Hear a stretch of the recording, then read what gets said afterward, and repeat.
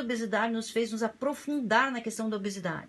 O obeso sofreu muito estigma por parte da psicologia, por parte da medicina, por parte da endocrinologia em geral, por todos, pelo assistente social. Ele era considerado um indivíduo que não queria nada com nada. Ele era um indivíduo preguiçoso, ele não seguia dieta, ele não seguia tratamento, ele não fazia nada.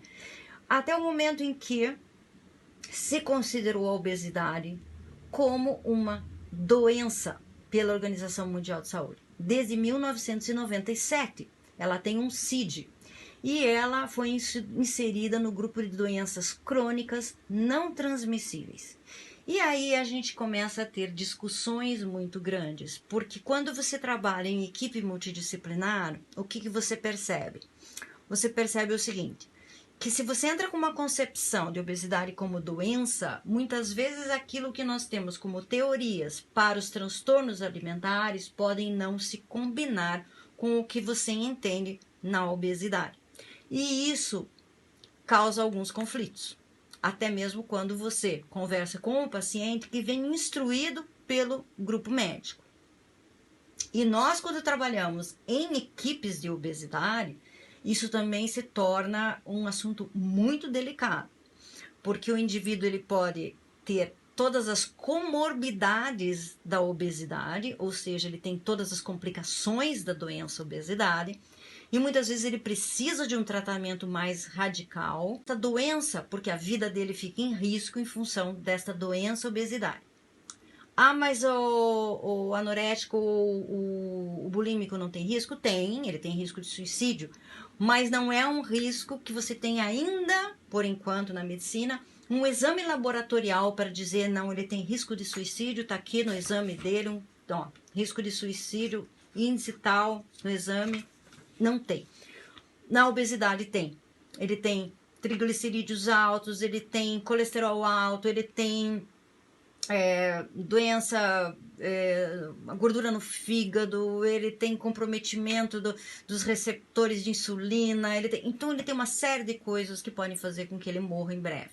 E aí nós muitas vezes não temos tempo de trabalhar este indivíduo para que ele faça esse tratamento da obesidade, tratamento mais invasivo, tá? Então vamos lá. O que é a obesidade do ponto de vista hoje? Né? A obesidade seria um acúmulo de gordura corporal que pode prejudicar a saúde. Simples assim. Uma doença em que as células do tecido gorduroso estão inflamadas, porque como a gente aprendeu desde muito cedo lá na escola, as células gordurosas, elas incham e desincham, né? E isso hoje é visto como uma inflamação. Então, quando a pessoa engorda, ela está inflamada. Ela está em um estado inflamado. E hoje se sabe que o cérebro do obeso é um cérebro inflamado. E que o cérebro inflamado também determina depressão. E que o estado inflamatório pode também estar ligado a muitas doenças psicológicas, psiquiátricas, né?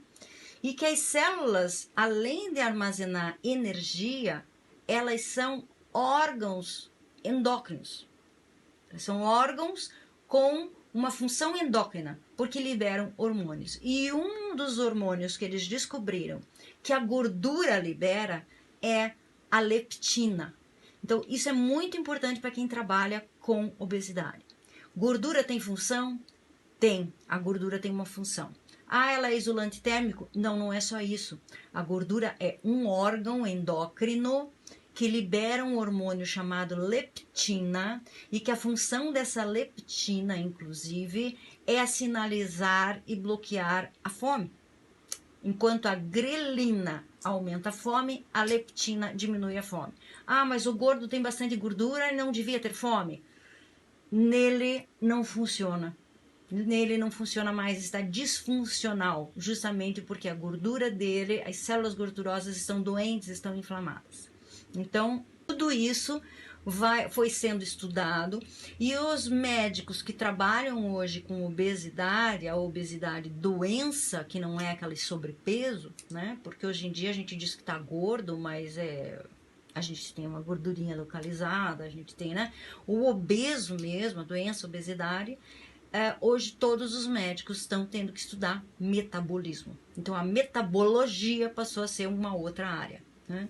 Então a presença de células gordurosas inflamadas e alargadas nas pessoas obesas chamam a defesa do organismo, os macrófagos, que são aquelas células que comem as doenças, para livrar o corpo dessas impurezas, desses dendritos. Então se você faz um exame para ver se essa pessoa tem alguma inflamação, sim, o obeso está inflamado. Então, nós temos um exame que comprova que ele está em um estado inflamatório.